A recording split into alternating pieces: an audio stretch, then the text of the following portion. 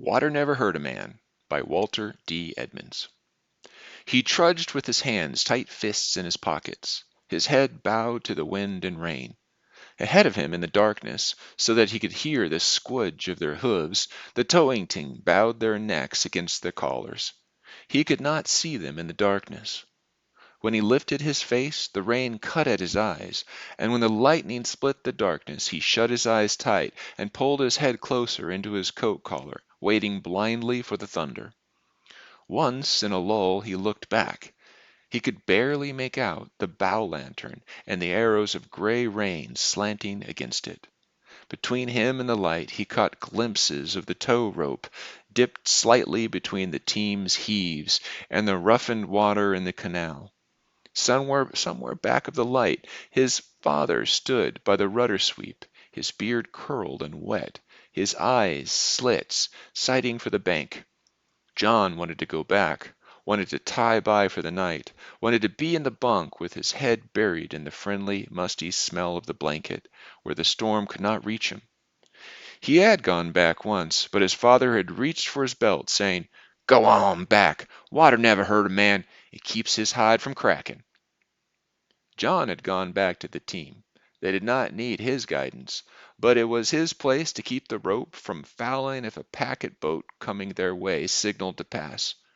He was afraid of his father at night, afraid of the big belt and strong hands with hair on the fingers over the knuckles. He caught up with the plodding horses and let the rain have its way. At each stroke of lightning his small back stiffened. It was his first year on the canal, and he was afraid of storms at night. He had been proud that spring when his father said, "John's old enough to be a driver, boy. He comin' along with me and the Bacanola." He had shown his dollar to his brothers and sister, first pay in advance, and his father had bought him a pair of cowhide boots from the cobbler when he had come to the village. Later, when the frost was out of the mud, John would go barefoot. He was proud of his father. In Westernville, with other small boys, he had heard the dock loafers talking about his father, George Brace, bully of the Black River Canal. In some strange way, they had news of every fight his father fought that a day after it happened. "George licked the Amsterdam bully Wednesday morning. Lock 59. It took 19 minutes only." "George is a great hand. Them big ditch Bezabors is learning about George." A stranger had said, "Wait till Buffalo Joe meets up with him." There was silence then. Buffalo Joe Bueller. He was a bully of the western end of the Erie, a pea super, a Canadian. He fought the Erie bullies down one by one, and when he licked them, he marked them with his boot in the Canadian style. It had a cross of nails to mark the beaten man's face. "You wait," said the stranger. Little John, listening then, felt shivers down his back. But now, with the wind and rain and the lightning tumbling the clouds apart, he forgot they were on the long haul westward, to Buffalo, with plows aboard, full draft in Rome. They had to leave 1/300 on the dock. He felt his muddy boots slip in the tow path. He heard the squelching of the horses, squelch, squelch, a steady rhythm as they kept step.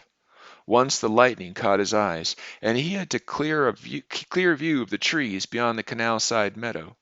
Their budded twigs bent down like old women with their backs to the storm, and the flat, sharp wall of a canal house, 60 yards behind him. He had not even seen it as he passed. The rain was finding a channel down his neck. It crept farther, bit by bit, with a cold touch. He could feel his fists white in his pockets from clenching them. His legs ached with the slippery going. They had had supper at 6, tied up by the bank, and John had eaten his plate of beans. He had felt sleepy afterwards, barely noticing his father's big body bent over the dishpan. It was warm in the cabin, with a little stove roaring hot and a small hat hanging beside his father's cap on the door. He had been almost asleep when his father's hand shook him roughly, then tumbled him out of his chair. "Get out, John.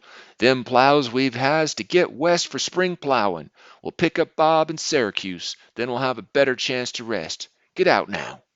and he had reached for his belt. What did John care for the old plows anyway? But it hadn't then begun to storm, and he had gone with a tired sense of importance. One had to keep freight moving on the old Erie. The old Bacanola was always made fast hauls. He had been proud and shouted in a high voice to the tired horses and kicked one of them with his new boots. But now he did not care about the plows.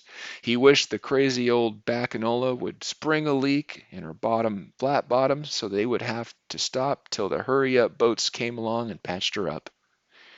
He thought of her now, bitterly, with her scabs of orange paint. Crummy old blister, he called her to himself, and made names to himself, which he was said aloud to the horses in a shrill voice. He was only 12, with all the bitterness of 12, and the world was a hateful thing. A water rat went off the towpath with a splash, and a frog squeaked. He glanced up to see a team on the opposite towpath, headed east. "Hey there!" yelled the driver in a hoarse voice, but John was too tired to answer. He liked to yell back in the daytime and crack his whip, but he had dropped his whip a while back. He would get a licking for that in the morning, but he didn't care. To hell with the whip and the driver and Pa. "Hey there!" shouted the other driver, a voice in the rain. All right, you dirty pup. Eat rain if you want to and go drown." The rain took the voice, and the boat came up silently, noiselessly, as oil. With its bow light a yellow touch against the rain, the steersman gave a toot upon the horn, but the sound bubbled through the water in it, and the steersman swore. They were still on the long level, alone once more. It must be midnight. If only the lock would show. In Syracuse, Bob would come. He took turns driving and steering and cooking, a little man with a bent shoulder who had dizzy spells once in a while. At the lock John could sit down and rest and listen to the tender snarling at his sluices while the boat went down, and heaving at him too in his gate beam. While John's father heaved against the other, he was crazy, the lock keeper was. All lock keepers are crazy. John's father always said so. John had seen a lot of them in his week of hauling, but he did not see why they were crazy. He looked no different even if they were. He hoped the lock keeper would be asleep, so they would take a while to wake him. Squelch, squelch, squelch, squelch, the horses kept plodding. Suddenly John caught a break in the rhythm. One foot sounded light. He pushed his way up beside them against the wind and laid a wet hand against the side. He could not see, but the side felt hot and wet, and he got a smell of sweat. Yes, he could feel off the horse limping. Hope filled him. He waited till the boat came up to where he was, a small figure shrunk with cold. The boat's bow, round and sullen, slipped along, the bow light hanging over and showing an old mullein stock in silhouette against the water. "Pa!" His voice was thin against the water. He saw his father's figure, rain dripping from the visor of his cap, straight and big, almighty almost, breast up to the wind. "Pa!" The head turned. "Hey there, what you doing? Get on back or I'll soap you proper." "Pa, Prince got a limp in his front foot, Pa." The voice turned hoarse with passion. "Get on back, you little pup.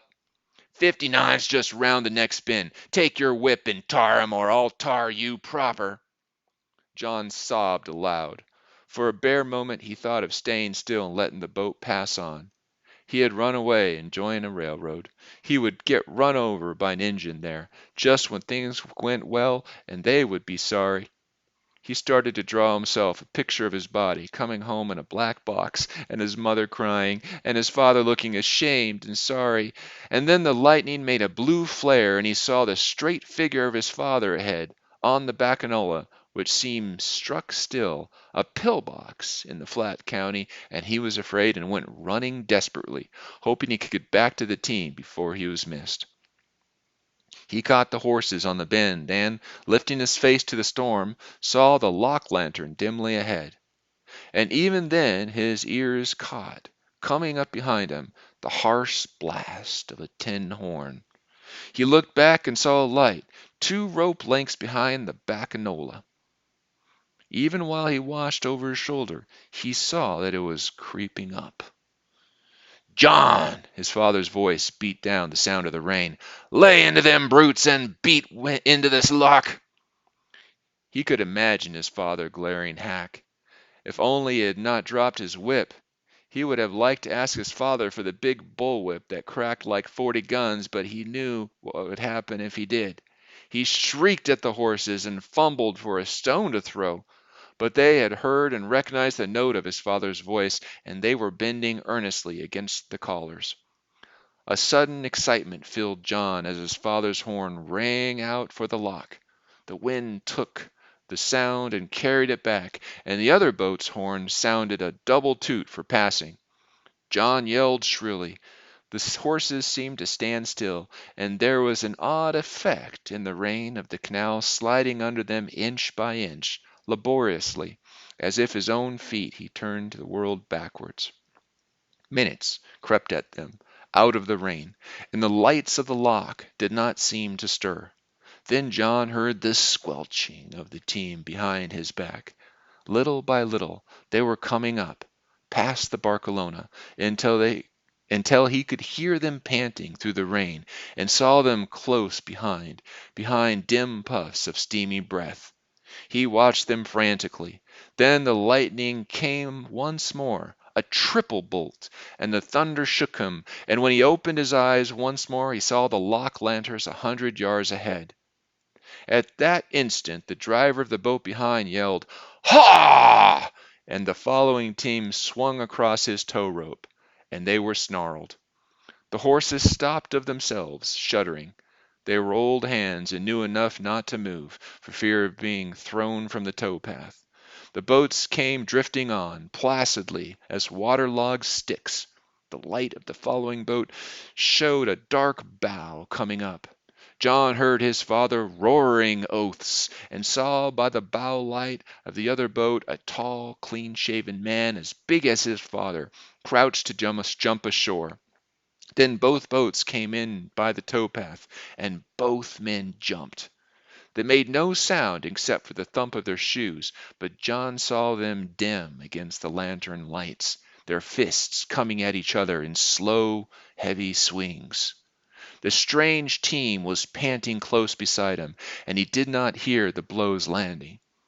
There was a pushing upward in his chest which hurt, and his fists made small balls in the pockets of his trousers. The other boater and his father were standing breast to breast, their faces still, cut stone-like things in the yellow light, and the rain wailing them in. He saw his father lift his hand and the other man slip. He would have yelled for all he could if the lightning had not come again, so blue that his eyes smarted. He doubled up, hiding his face, and wept. A hand caught him by the shoulder. "A little puny girly boy," said a voice. "I would lick you proper, not a little girly baby like you, but I'll spank you just to learn you to let us come by." John opened his eyes to see a boy about his own height, but broader built, squinting at him through the rain. "Take off your pants, dearie," said the boy in mock voice, digging in his fingers until John winced. "Joe Bueller can handle your captain smart enough. Me, I'll just paddle you to learn." John looked up, was afraid. He did not know what to do, but without warning his hands acted for him, and he struck at the square face with all his might. A pain shot up his arm, making his elbow tingle, and the boy fell back. John could feel the surprise on the body stock, still in the rain, and had an instant of astonished pride. Then panic laid hold of him, and he tried to run. But the other boy jumped on his back. They went down flat in the mud, the older boy on John's shoulders, pummeling him until his head sang, and forcing his face into the track, and crying, "Eat it, you lousy little skunk! Eat it, eat it, eat it, eat it!" John could taste the mud in his mouth with a salty taste, and he began to squirm, twisting his head to escape the brown suffocation. He heaved himself behind, throwing the boy unexpectedly forward, twisted around, and kicked with all his might. The boy yelled and jumped back on him. And again they went down. This time the boy bent seriously to the business. And this time John realized how it was to be hurt. At the third blow something burst loose in his insides, and he screamed. He was crying madly. The other boy was heavier, but John squirmed over on his back, and as the brown hand came down on his face, he caught it in both of his own and bit with all the strength of his jaws. The hand had a slippery, muddy taste, but in a second it was warm in his mouth, and there was a sick salt warmth on his tongue. The boy struck him once in his eyes and once in the nose, but John held on and bit. Then the boy howled and tore loose and ran back. There was another stroke of lightning, and John saw him doubled up, holding his hand to his mouth. And he got up stiffly, turned his back to the thunder, and saw his father bent over the other boater, taking off his shoe. John walked up to them. His father's face was bleeding a trickle of blood, but from the right eye into his beard, but he was grinning. "I'll take his boot as a souvenir," he said. "How'd you come out, Johnny?" "Oh, pretty good. I guess the other fellow won't bother us no more," said John, examining the fallen man. He lay half stunned by the water's edge, a smooth, big man with frightened, pale eyes, and one crumpled arm was in the water. John's father looked at the man, and then at the boot he had in his hand. "I ought to mark him by the rights of it, but he ain't worth the work. The way he laid down, who'd ever know his name was Bueller?" Bueller! John gazed up admiringly at his big father, and studied how the blood ran from the outer corner of his eye and lost its way in the black beard, which the rain had soaked. His father had licked the Western bully proper. "Hey there!" The hail came in a thin, cracking voice. Turning, they saw the lock keeper, white-bearded, peering at them from under the battered umbrella he held in both hands against the wind. The tails of his nightshirt whipped round the tops of his boots. "Hey there, you! There'll be some down boats by pretty quick, so you want to hurry along now while the level's right." John was aware of his father standing looking down at him. "Shall we tie by where we be?" asked his father. John felt pains coming into his back of his neck where he had been pummeled, and his knuckles ached. "We can stay here a spell," said his father. "The storm's coming on again. There'll be bad lightning, I make no doubt." As he spoke, there came a flash, and John whirled to see if the other driver boy was still visible. He was proud to see him sitting by the towpath, nursing his hurt hand. John did not notice the thunder. He was elaborating a sentence in his mind. He made a hole in the mud with the toe of his boot, spat into it, and covered it, the way he had seen his father do at home on a Sunday. "Why," he said, in his high voice, eyeing the old Bacanola, "I guess them poor Bezador farmers will be wanting them plows for the spring plowing, I guess." "Me, I'm kind of tuckered," said his father, raising his shoulders to loose the wet shirt off his back, "and the rain's commencing, too." John said importantly, "Water never hurt a man. It keeps his hide from cracking." His father jumped aboard. He took his horn, tooted it for the lock. John ran ahead and put back the other boat's team and cried to their own horses to go on. They took up the slack wearily, and presented little ripples showed against the Bacchanala's bow, and the lantern showed the shore slipping back. On the stern, George Brace blew a blast for the lock. The old lock keeper was standing by the sluices, drops of water from his beard fallen between his feet. The boat went down, and the horses took it out. Ahead, the team and the boy left the lantern light and entered once more for the darkness. The rope followed, and once more the Bacchanala was alone with its own lantern. Presently, though, in a stroke of light, George saw his son beside the boat. "What's the matter? Hey there!" he asked. "Say, Pa, will you chuck me your bullwhip here ashore? Them horses is getting kind of dozy, and they need a proper soaping." "Where's your whip?" "I guess I left it a while back. I guess it was in the kind of scrummage we had. I guess it needs a heavier whip anyhow. I guess a man couldn't spare the time going back for it." "Sure," said George. He reached down and took it from its peg, recoiled it, and tossed it ashore. The boat went ahead, slowly, with a sound of water, and of rain falling, and of wind.